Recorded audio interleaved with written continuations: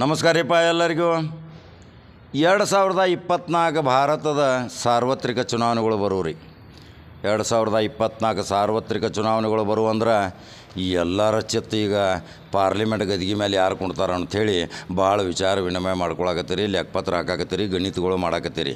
ಯಾರೋ ಎಷ್ಟೋ ಜನ ಭವಿಷ್ಯಗಾರ ಕಡೆ ಹೊಂಟಾರ, ಯಾರೋ ಎಷ್ಟೋ ಜನ ಮಾಟ ಮಂತ್ರದವ್ರ ಕಡೆ ಹೊಂಟಾರ, ಯಾರೋ ಎಷ್ಟೋ ಜನ ಬುದ್ಧಿಜೀವಿಗಳಿಗೆ ಹೊಂಟಾರ. ನಾ MP ಆಗಬೇಕು, ಸರ್ಕಾರ ರಚನೆ ಆಕೈತಿ, ಕೇಂದ್ರದಾಗ ಪರ್ಯಾಯ ಸರ್ಕಾರ ಬರ್ತೈತಿ, ಇದೇ ಮೋದಿ 2024ಕ್ಕೆ ಮತ್ತೆ ಮುಂದುವರಿತಾರೋ ಅನ್ನೋದು ಕಾದ ನೋಡುವಂಥ ಯಕ್ಷ ಪ್ರಶ್ನೆ ನಿಮ್ಮ ತಲೆಯಾಗ ಕಾಡಾಕತ್ತೈತಿ.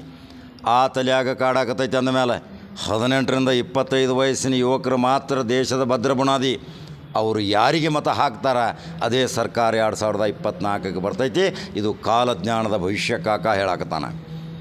ಎಲ್ಲರೂ ಈಗ 2024 ಮತ್ತು ಮೋದಿ ಬರ್ತಾನಂತಾರೆ.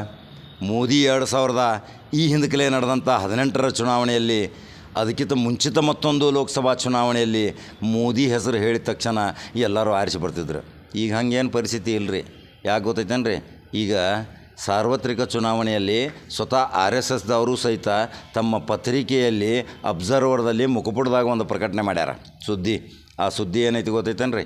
ನಾವು ಪ್ರಧಾನಮಂತ್ರಿ ಮೋದಿ ಅವ್ರನ್ನ ಮುಂದೆ ಮಾಡ್ಕೊಂಡು ಹೋದ್ರೆ ನಾವು ಚುನಾವಣೆಗೆ ಗೆಲ್ಲುವುದಿಲ್ಲ ಅಂಥೇಳಿ.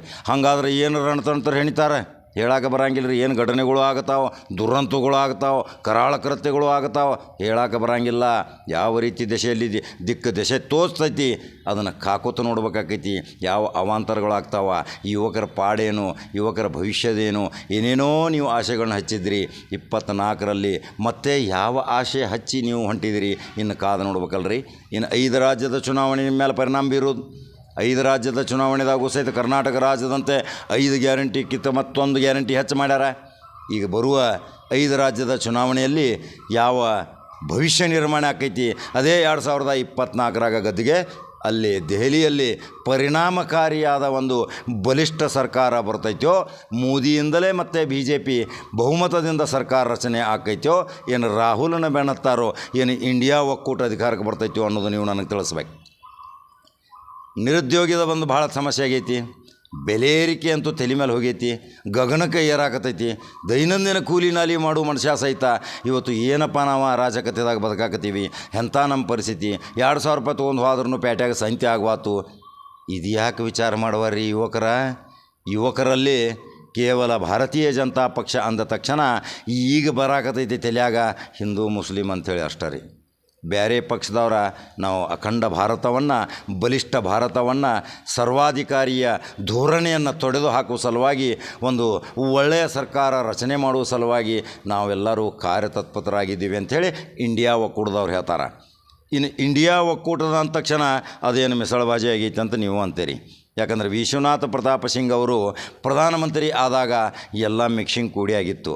ಇದೇ ನಮ್ಮ ಕರ್ನಾಟಕದ HD ದೇವೇಗೌಡ ಪ್ರಧಾನಮಂತ್ರಿ ಆದಾಗೂ ಸಹಿತ ಆವಾಗೂ ಬಾಹ್ಯ ಬೆಂಬಲದಿಂದ ಪ್ರಧಾನಮಂತ್ರಿ ಆಗಿದ್ದರು. ಆವಾಗೂ ಮಿಕ್ಸಿಂಗ್ ಇತ್ತು.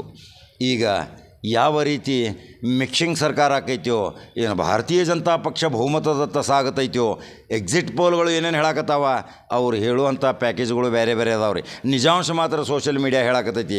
ಉತ್ತರ ಪ್ರದೇಶದಿಂದ ಏನು ನಿರ್ಣಯ ಆಕೈತಿ, ಬಿಹಾರದಿಂದ ಏನು ನಿರ್ಣಯ ಆಕೈತಿ, ಮಧ್ಯಪ್ರದೇಶ, ರಾಜಸ್ಥಾನ ಮತ್ತು ಕರ್ನಾಟಕ ದೊಡ್ಡ ದೊಡ್ಡ 28ರಿಂದ 40 ಸ್ಥಾನಗಳನ್ನು ಹೊಂದಿದಂಥ ಲೋಕಸಭೆ ಸ್ಥಾನಗಳಲ್ಲಿ ಯಾರು ಬಹುಮತ ಹೊಂದುತ್ತಾರ ನೀವು ನನಗೆ ಕಮೆಂಟ್ ಬಾಕ್ಸ್ನಾಗ ಹಾಕಬೇಕು.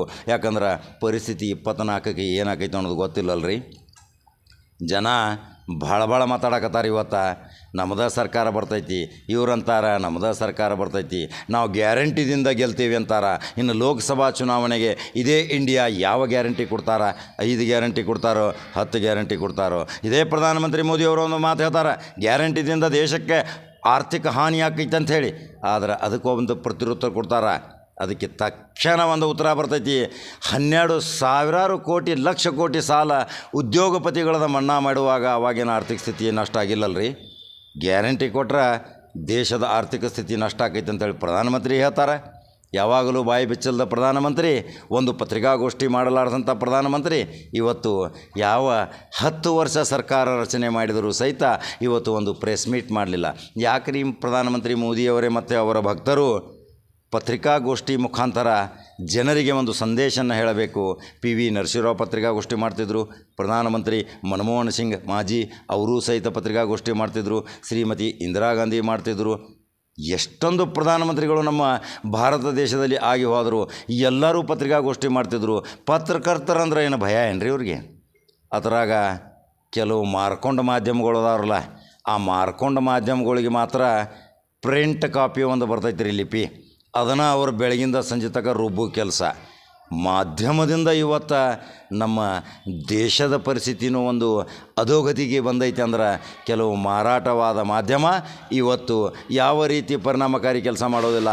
ಮಾಧ್ಯಮದಿಂದ ಸುಧಾರಣೆ, ಮಾಧ್ಯಮ ಸಂವಿಧಾನದ 4ನೇ ಅಂಗ. ಆದರೆ ಈ ಅಂಗ ಎಷ್ಟು ಪರಿಣಾಮಕಾರಿ ಕೆಲಸ ಮಾಡಾಕತ್ತೈತೆ ಅನ್ನೋದು ಕಾದ ನೋಡ್ಬೇಕಲ್ರಿ. ಹಾಗಾದರೆ 2024ರಾಗ ಯಾವ ಸರ್ಕಾರ ಬಹುಮತದಿಂದ ಬರ್ತೈತಿ? ಇದೇ ಪ್ರಧಾನಮಂತ್ರಿ ನರೇಂದ್ರ ಮೋದಿ ಮತ್ತೆ ಪ್ರಧಾನಮಂತ್ರಿ ಆಗ್ತಾರಾ, ಏನು ಇಂಡಿಯಾ ಒಕ್ಕೂಟದವ್ರು ಆಗ್ತಾರಾ?